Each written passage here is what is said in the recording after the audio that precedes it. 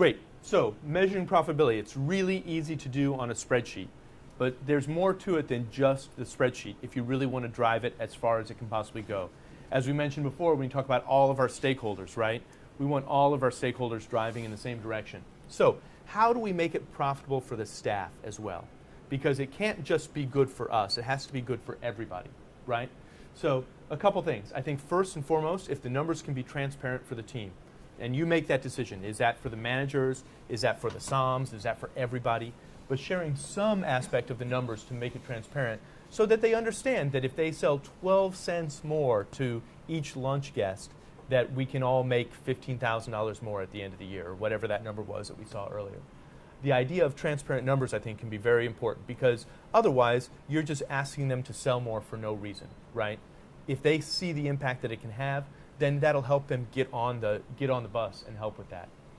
Healthy examples of sales incentives, right? We've all seen those not so great sales incentives. Okay, it's Saturday night. Who can sell a $600 bottle of Grange? Whoever does, I'll buy you a beer, right? And all of a sudden, you have this family that comes in and they try to order Chardonnay by the glass, and the server says, "How about a bottle of Grange?" Right? Okay, not necessarily a healthy sales incentive, right? How about Yatarna? No, kidding. Brought to you by Dylan Proctor. Not necessarily, nothing against Jillian, but that's not necessarily a healthy example of a sales incentive, right? Now, what would be a healthy example of a sales incentive? What if we said, hey guys, can we shoot for 25 cents more per guest for lunch today? Okay, how can we do that? Let's offer some half glasses to people who wouldn't drink otherwise, okay? If you can raise it by 25 cents, I'm going to buy you a shift drink. Okay, all of a sudden that's a healthy example. Or how about instead of a shift drink, how about we say, if we can do that for the whole month, I'm going to open up an awesome bottle of wine and we can all sit down and taste it together and we can talk about it. You can pick it, but you have to write a presentation for it first and give it to the rest of the team. Any bottle you want out of the cellar, right? Now that's a healthy example of a sales incentive, right? Focused tastings, like we were talking about before. If they want to open something from the cellar, let them open something from the cellar, but make sure that everyone gets to taste it at the same time, right? And make sure that everybody gets to learn something from it. Don't let it just be you telling the crew about the wine.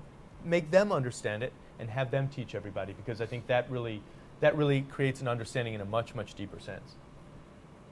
With the whole idea of sort of creating a grad school for people who love wine, right? If your culture can be a magnet for people who love wine and just want to work around it, that's going to get your bus moving at a much higher speed than you could ever do otherwise, right? So if you're doing all this, all of a sudden you're going to end up attracting people. People are going to say, hey, I heard over there at the bistro they have these awesome tastings. Oh, that would be a cool place to work. Great. Hosting tasting groups, right? Why not have that tasting group in your restaurant? Don't let it happen at some other person's restaurant. Have it at your restaurant. So everybody knows that that's a safe haven for wine lovers. Any aspect, any kind of example of team building or sharing information can all add up to profitability. It's not necessarily a spreadsheet, but it can have some serious impact there.